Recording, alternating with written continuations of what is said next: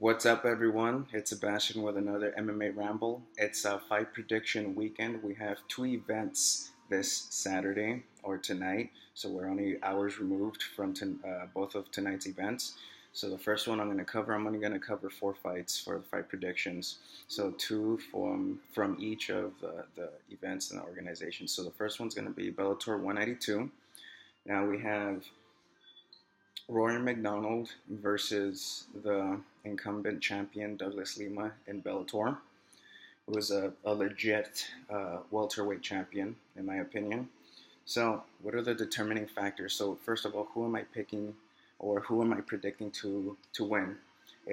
I'm a fan of both of these fighters, and definitely a fan of Rory Macdonald. But I'm gonna have to give it to Douglas Lima, and I think he's gonna have or formulate a good game plan to win this one. So Douglas Lima will win third round, and the determining factors to the win will have to be the straight jabs, the stiff jabs, the straight powerful crosses, and the hooks to the body so that his face can open up. So he can open up Rory Macdonald's face, and I know the target will have to be Rory Macdonald's nose, especially after the war he had with Robbie Lawler. So a fighter would be stupid not to really zero in on that damage that happened for that fight, because you don't really have to recover from something like that, because that was a true war, one of the best fights I've ever seen. All right, so moving on to the next one. Next one will be for Bellator. It will be Chael Sonnen versus Rampage Jackson. And I would have to give this one, I'm going to give the nod to Chael Sonnen, even though he is a smaller person. He has a very underrated ground game, and he has a very underrated submission game. And those two combinations put together will give him the win against Rampage Jackson, because Rampage Jackson, him being a wrestler himself, it seems to be that's his weakness. He doesn't do well against wrestlers, and once again, it'd be stupid of Chael Sonnen to start striking with this guy. So he's just going to try, Chael Sonnen's just going to try to take Rampage Jackson down, and he will be successful at it because he knows how to cut in angles, and he's a very aggressive offensive wrestler. So he's not a defensive wrestler. He actually goes for the takedowns. He goes for doubles. He'll switch to singles. He'll take Rampage Jackson down, and he'll just take it to decision win.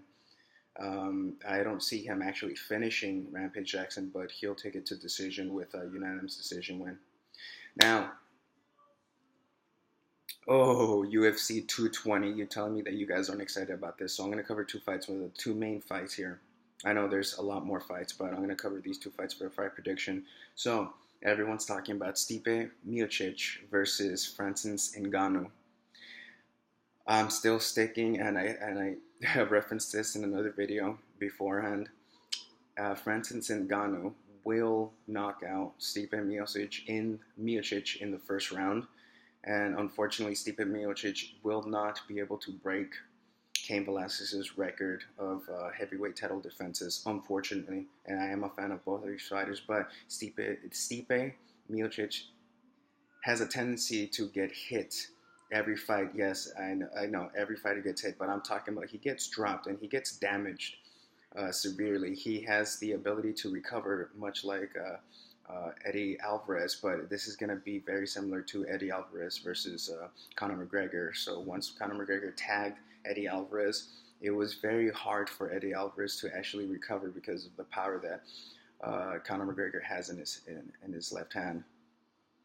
So it's going to be the same situation here. So Stipe will get dropped by Francis Ngannou, but it's just the damage and the power that Francis Ngannou presents is just going to be too much for Stipe Miocic, and he will finish it first round, and it's going to be a KO, flat-lined KO, or ground and pound TKO stoppage.